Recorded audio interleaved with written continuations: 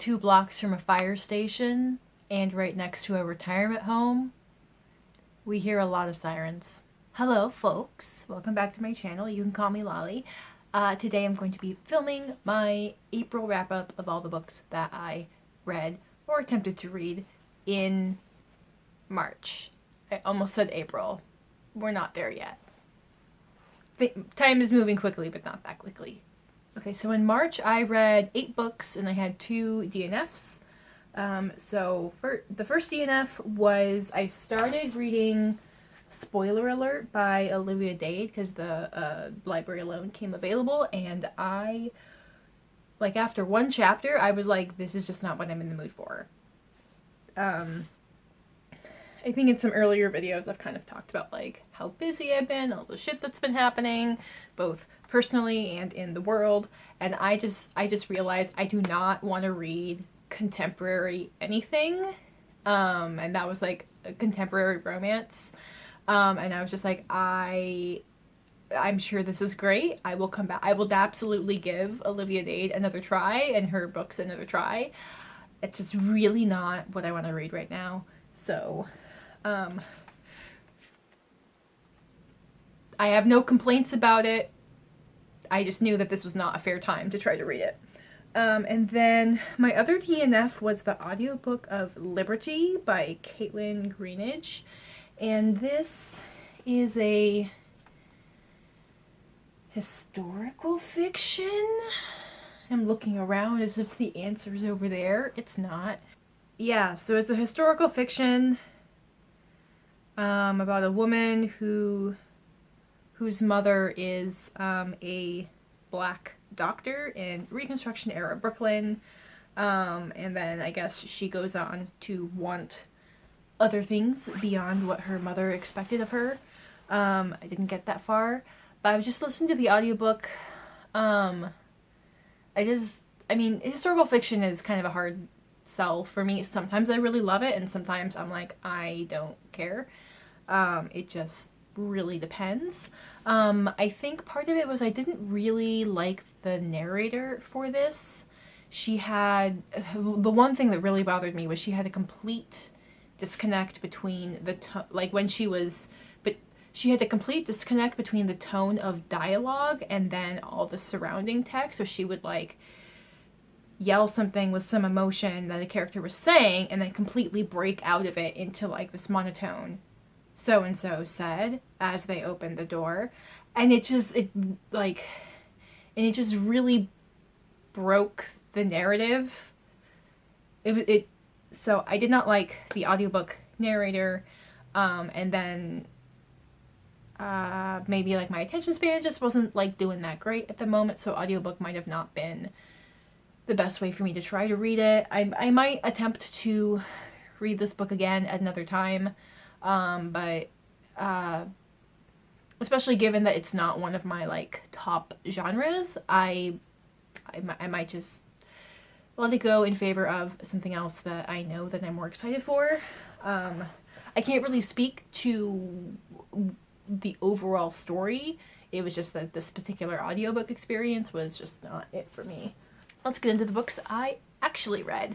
So the first book that I finished was one that my dad has been asking me if I have read for, like, years at this point. So this is The Golem and the Jinni by Helene.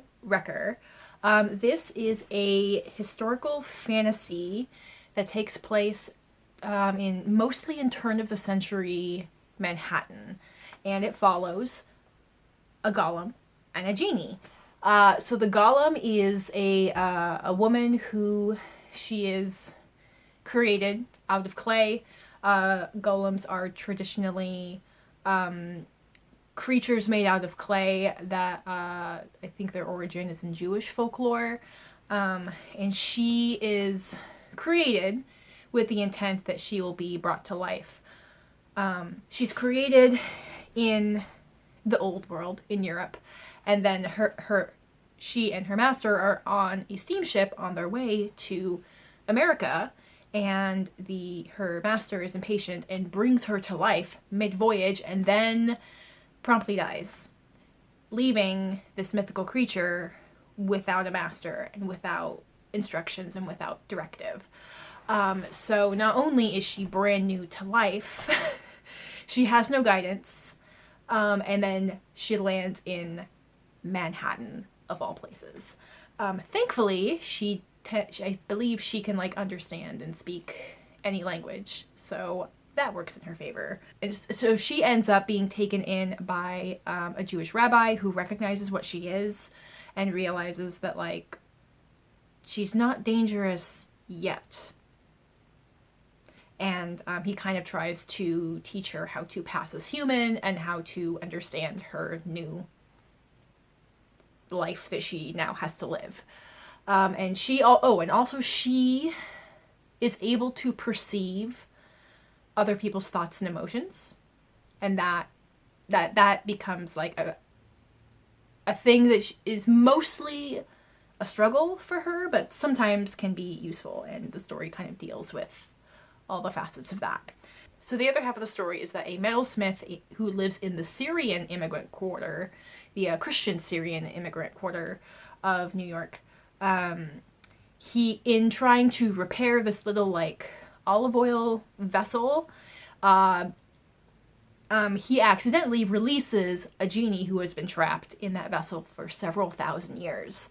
So there's, like, a parallel story of both the genie and the golem are these old world mythological creatures who are now in the epitome of the new world, bustling, modern Manhattan at the turn of the century. So, yes, this genie has been alive for many hundreds of years, but since he's been in prison for, I think, like 1,000 years or several thousand years, the world has changed drastically. And he now is in a place, this is very different than traversing his native deserts, where the Bedouin people have these legends about genies and kind of, whether or not they believe them or not, they kind of have a recognition of the existence of genies. And so now he's dealing with, he lives in a world where people don't think he exists. And so that there's a similar struggle there with him and the golem of, not only are they non-human creatures trying to pass as human, they're also mythological creatures trying to pass in an environment that really doesn't acknowledge the existence of the supernatural anymore. So, if they cause trouble, people are not going to know to be wary of them and to leave them alone. Anyway, we follow these two parallel stories, and eventually they converge. So in following their stories, we get lots of side tangents with these characters that initially it's like, okay, are we ever going to circle back to these characters? And yes, we do. We do eventually. Pretty much every character that we get a backstory of, they do become major players in the story down the line. Anyway, if you couldn't tell by how much I have recalled this story, this is one of my favorite things I have read all year. This is definitely going to be a contender for a favorite read of the year. It was just an amazingly written story. There are so many things I loved. I loved our characters. I loved our depictions of the time period and the particular cultural nucleus that we were able to see from this time period. I also really love, see one of my notes, I really love how these characters are used to explore the notions of human morality and freedom and obligation. Because an interesting thing about the Golem of the Genie is they have very, not only is she like a creature of mud and water and he's a creature of fire, that is also very much reflected in their personalities. He's very, like, liberal in, intimacy and in desires and very impulsive, and she's very careful and cautious and doesn't really want human connection and doesn't really see the point. Like, like within them we also see this struggle of like old world conservatism and like new world liberalism, not necessarily in a political sense, more in like a social values sense. So just the various layers of their story and what's happening in their respective neighborhoods and what's happening in the time period, in this country, in the world. Fantastic story. Absolutely loved it. Oh my god. These are like also just like some of my favorite characters. Like the Golem is named Kava and the Jinni is named Ahmad. Oh my god. I've talked about one book and I've been filming for 15 minutes. Okay, technically I talked about my DNFs, but those don't count. Okay, so we're gonna move the fuck on. It was fantastic. I loved it. Alright, so the next book I finished was A Heart Divided by Yong. This is the 4th book in the Legends of the Condor series. I'll give you a close-up of the cover of... I assume that this is usually Lotus with a knife on the cover. There are quite a few martial arts women in this series. Oh, dropping all the things. Again, hold on. Sorry, book. Of course, my notes are, I fucking love Lotus. She's so fucking clever. There is a point kind of towards the beginning of the story where she actually, like, is willing to sacrifice herself in order to reveal the true murderer of a situation. And it's great because she's usually like, and which is just so amazing because she's very selfish, she's very spoiled, she's very much a brat. I love her. But you know, but when she has moments of true selflessness, they are truly, she makes them count. So I love that. In this part of the story, her love, Guojing, has finally been put in a position where he has to honor his marriage promise to marry Kojin from the Mongolian tribe. He's been engaged to like several women throughout the series, but we know who his heart lives with. But basically he's also like so honorable that he's put in a position where he has to like honor that initial promise. So before he goes to Guojing, he's spending time with Lotus, and Lotus is like doing a lot of these like really erratic, irrational things, and Guojing's like, what the fuck's going on? And she's like, I'm going to lose you soon. I need to cram as much life as possible into my time left with you.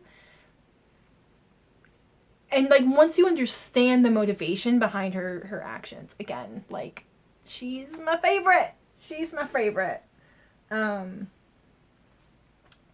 do want to point out that like in the description, you know, they say like, as the Mongol armies descend on China, blah blah blah blah blah. We don't encounter the Mongols until we're like 2/3 of the way through the book.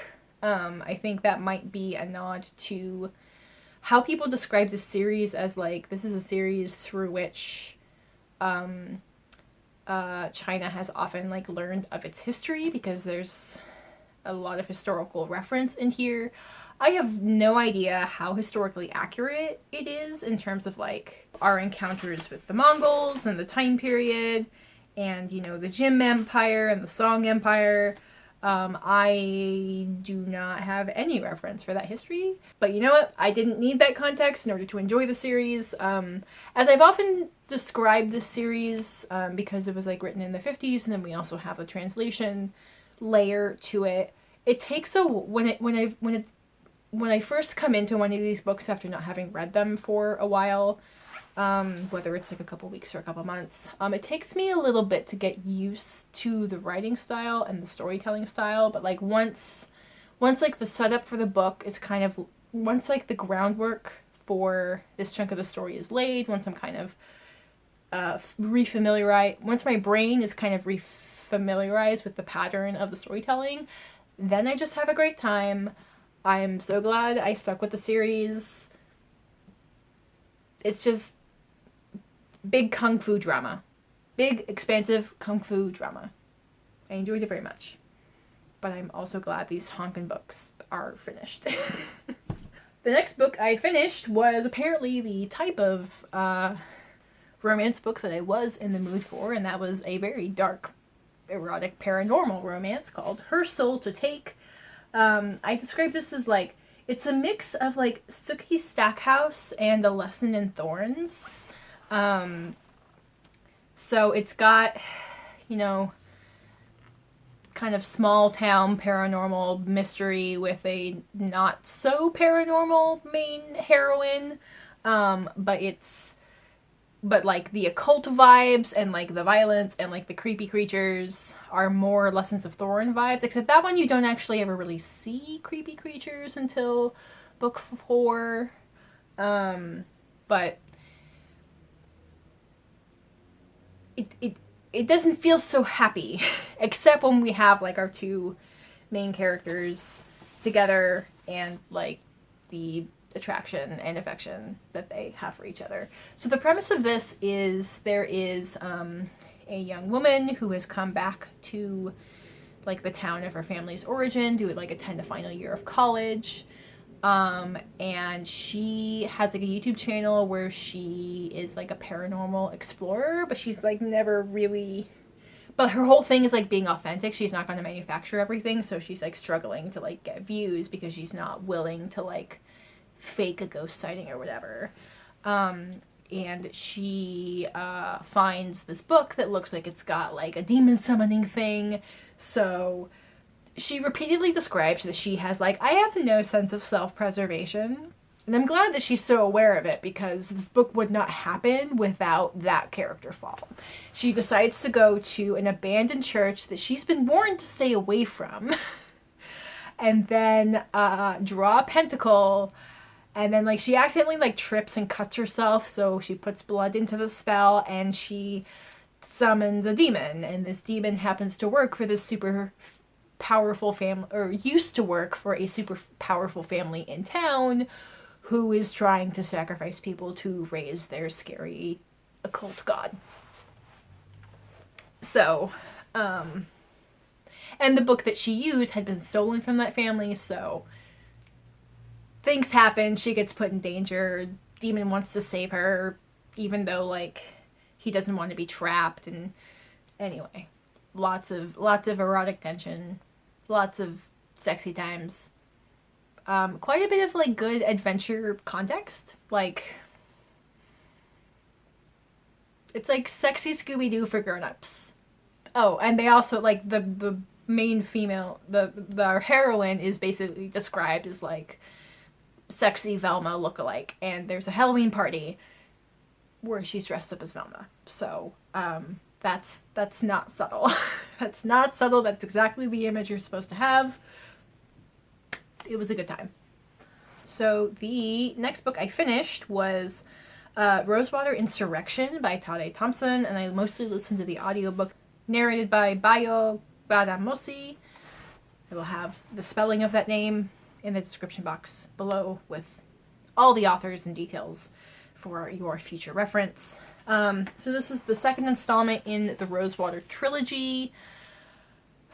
I really need to get my hands on physical copies of these books, because I need to be able to, like, flip back and, like, cause like the story is kind of told out of timeline order through the various perspectives, and man, I need to be able to, like, switch back and keep track of, like, which timeline we're in, cause that really interferes with my being able to keep track of the story. But overall, like, I still really enjoyed it. I don't think I'm ready to give up on the series yet. There's only one book left. So this is it's a sci-fi fantasy, mostly sci-fi, futuristic story that takes place in Nigeria. It's not the Rosewood trilogy, it's the Wormwood trilogy. It takes place in future Nigeria, where, like, this alien dome mushroom entity has popped out of the Earth's crust. It's part of, like, this alien entity called Wormwood that basically has, like, it's like a fungal infection throughout the entire of the Earth's crust. But here is, like, where one of, like, the giant spores has come to the surface. The city that has built around it is named Rosewater.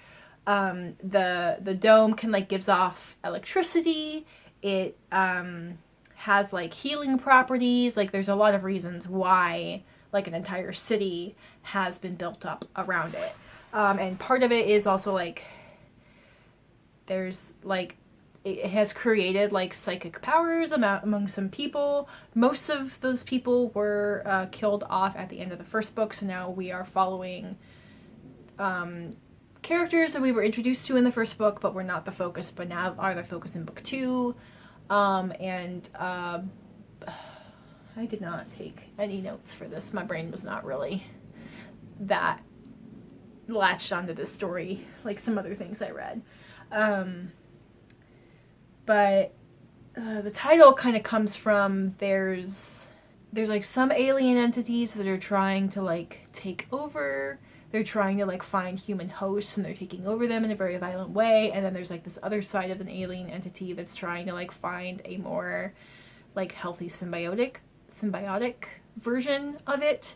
And it's kind of becomes like this race against time to like figure out like what's going on, how do we communicate, and how do we find like the solution that leaves everyone happy without eradicating the human race.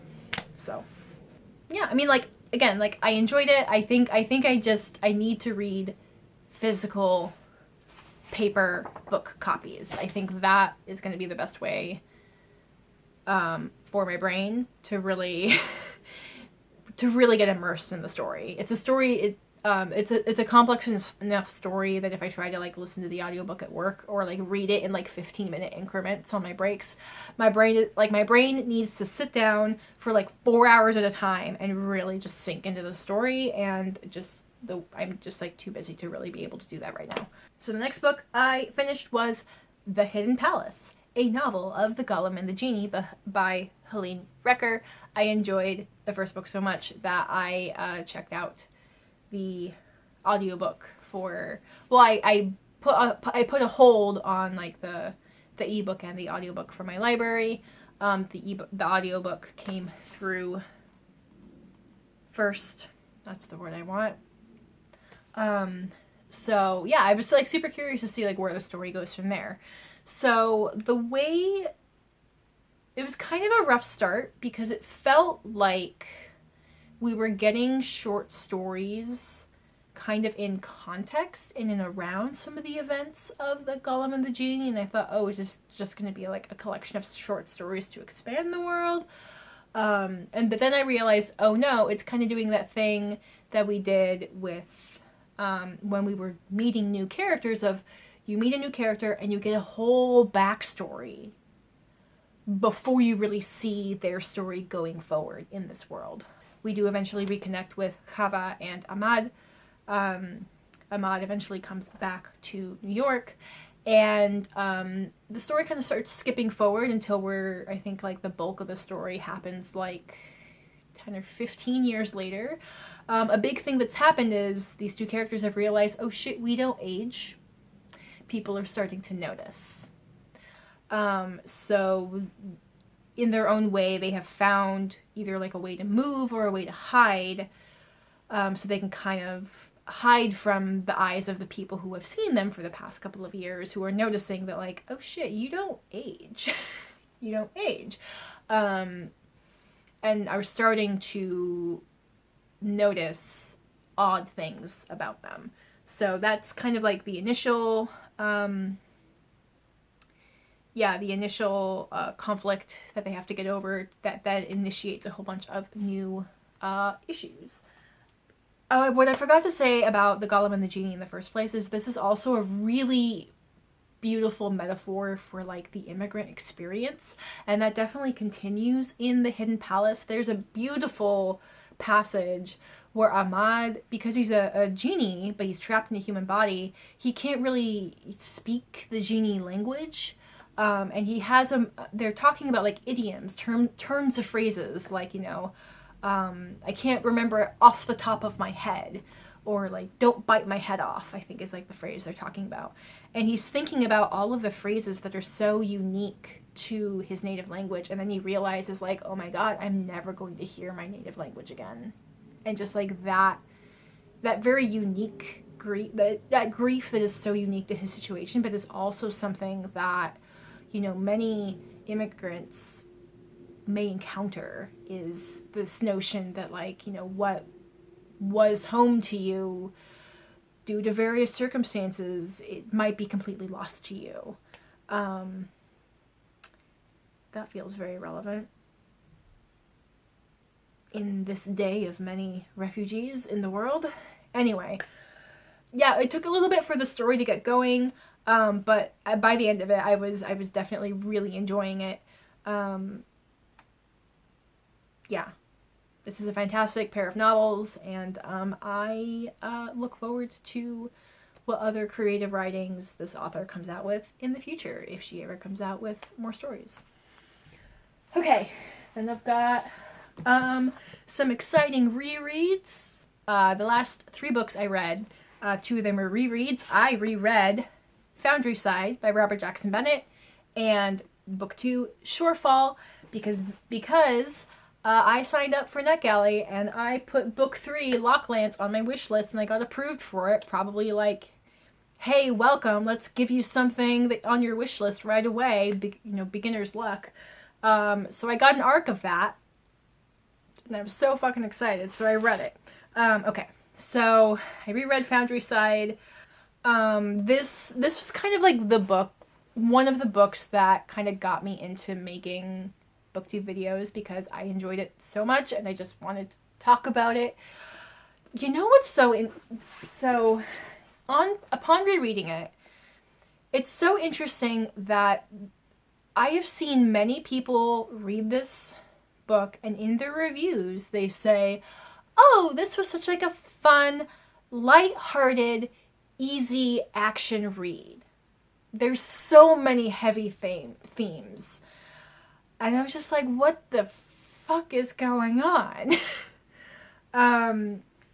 Because some of these things kind of hit me harder on the reread when I was kind of more rereading it with a more critical eye, after having like made my brain work at book reviews for like a year and a half. So what I think it is we have a really interesting magic system that's very well explained. And I think the broad strokes of the world I think it's that the broad strokes of the world tell a complete story. So if you're just like latching on to the magic system and like the plot points of our characters, just like the major plot, again, like the broad strokes, that's a complete story. And if you gloss over like the plantations and the slavery and the torture and the human experimentation and oh my god, what else? Mind control, human sacrifice. If you kind of like disassociate from all those details, there's still a complete story. So that's my theory of like why people are like, oh yeah, this is like a fun, easy, you know, action novel, and like, and people tend to kind of like gloss over some of the really intense stuff that is present in the backstory of our characters and, you know, the dark side of the magic of this world. So if you don't know what the magic system is, the closest thing I can compare it to is the magic of the Mistborn series. And I've realized what it is like it's a very like logic and science-based magic. You know, you're not dealing with spirits, you're not dealing with emotions, you're not dealing with elements, you're dealing with, you know, the laws of gravity, the laws of physics. So in this world, the magic system is you have this magical language called scrivings that you can use to impart logical arguments onto objects to convince them to do things. So like one of the first examples they give is you tell a wheel, hey, you are rolling downhill. You know, gravity is making you roll forward, and that convinces the wheel to roll of its own accord, so it kind of acts like an engine. And then you can also like scrive keyhole to be like, you only open during this hour, or you only open to this person, and that makes magical locks much harder to pick because there's all of these additional rules. So we follow a thief named Sanchia, who is an escaped slave from one of the plantations owned across the sea by the major houses in the city of Tavan. She has the ability to listen to scribings or kind of see them. So that makes it very useful for her to be a thief. It also comes with some downsides. So she is instructed to steal something very valuable, and then she realizes that she has stolen, let's see. And then when she realizes what she has stolen, she's like, oh shit, I can't get rid of it. I have to keep it, and I have to figure shit out and fuck shit up. To put it, yeah. So anyway, things happen. It's a magical heist story, and then we also have a trope of like enemies to allies in the face of greater danger, and eventually to like full-on allies and friends. And then by the end of it, we also have like this found family element that we really get to see in book 2, Shorefall. So the only note I took under Shorefall was the Crusaders quote at the beginning. So in this world, there are the Hierophants, which are kind of like these godlike characters from history who had amazing scribing powers, and there's always been this desire to figure out like how were they literally able to like level cities and raise mountains. Like most of the magic does not work on that scale. So that's who he is in context. So here's a quote that they have from him at the beginning of the book. If there be a person alive with more power than myself, then over time circumstances shall eventually degrade until inevitably I am their slave. And if our situations were to be reversed, then they shall inevitably become mine. Anyway, I thought that was... was I relating that to current events of just like people with ultimate power just never really seem to use it well? That might have been why I took that note. Anyway, a big theme in book 2 that kind of leads into is, again, like the response, like what will you do with ultimate power? Because eventually we do encounter like rival hierophantic characters, and you're really choosing, but like what's the lesser, like what, like not, you're choosing like not necessarily the lesser of two evils, but it's more like which evil is going to be less destructive. Which risk are we more likely to survive in order to figure out what to do next? So that kind of becomes the big climax of book 2. I feel like I can't really get into too much of it without giving away what goes into book 1. Again, I did really enjoy it. Oh no! I quoted the wrong quote. I mean, that first one was a good one, but this is the quote I was actually referring to. This character is telling a story, a parable, as you will.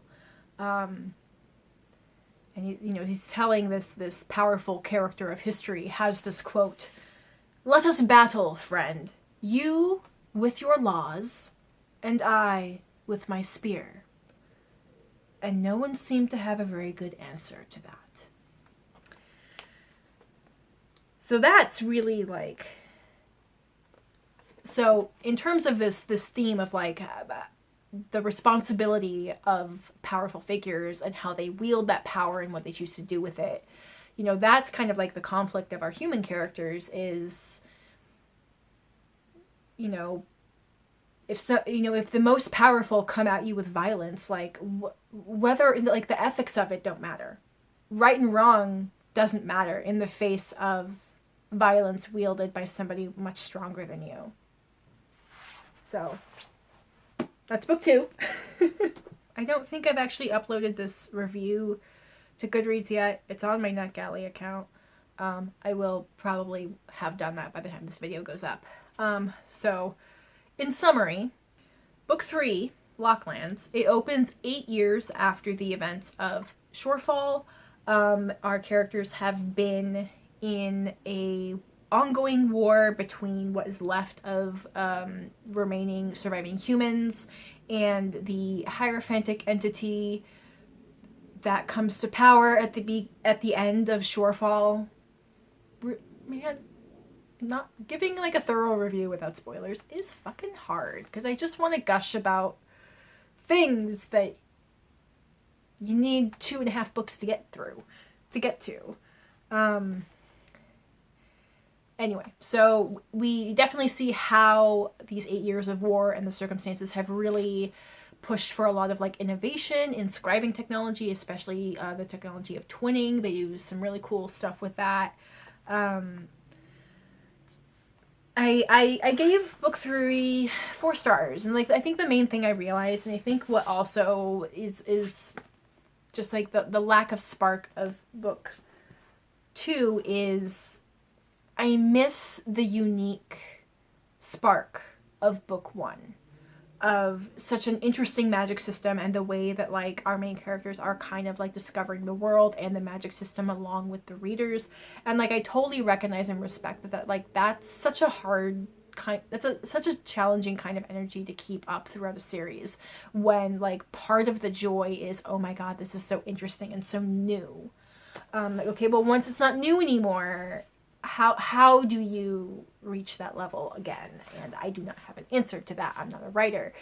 I'm not even like a very well-versed reviewer, but I realized like that was part of the joy of book 1, and it's just hard to replicate as the story goes on. But like it kind of makes sense that as the events go on, you don't really have the opportunity for like the minutia puzzle logic that we did in the first book. Like I miss it, but it would be weird if we had a repeat of those kind of instances by the time we get to the events of book 3. Also, book 3, Berenice is really like a focal character. Like Sanchia is still a significant character, but there are revelations at the end of book 2 that have played out in these 8 years, and it kind of makes sense that she's not like the main actor anymore. Again, vagueness because not spoilers. But anyway, I thoroughly enjoyed like our major magic action. What word am I saying? I thoroughly enjoyed like the major action sequences. Like the first part of the book is a jailbreak heist plotline, and then the second half of the book is we need to go find the thing before the bad guy gets there and gets the thing. So like that's kind of like the main plot, broad strokes playing out. And then I also wrote don't skip the author's acknowledgement at the end, because there's a lot of emotions still to be experienced in there. He basically finished writing this book during the first major year of COVID, and he kind of talks about just like that experience, and then also like his emotions of like wrapping up a series and like all the emotions tied up in that. It was usually acknowledgements are just like, I'd like to thank this person and that person and that person, but this was like an essay of like the reflection of the writing process in this time, and I thought it was lovely and heartbreaking and mostly lovely. Anyway, I thought this book was a very solid conclusion to the series. Yeah, I look forward to its publication date, to be able to celebrate it with all the other people who will now get to read it. And then I will have to wait even longer to get a matching paperback copy for my shelves, because I fucking love the series and I need to convince people to read it. Mostly people in my life, because I'm like, hey, you're a computer programmer. I think you'll find this magic system really interesting. But also, like, it brought me joy, and I would like it to bring you joy. So, is that it? Am I done? Hooray. I think we're under an hour of footage. Cool. if you have made it to the end of the video, please leave me a key emoji or something golden. Great. I hope you have a great rest of your day. I encourage you to go out into the world and be curious. I will have my social media and all the other places where you can find me in the description box below. I need to add my NetGalley profile. I don't know if that's a place where people can, where you can like read other people's, where you can like find other people's reviews and specifically read their stuff. I don't know. I'm still new at this. If there's a way for me to like link it publicly, I will do that. Otherwise, I will probably duplicate all my reviews on Goodreads and the Storygraph. I need to get caught up on Storygraph. They will all be linked in the description box below, along with all of the titles, author names, and narrator names and translator names if they are applicable, if you would like to refer to them.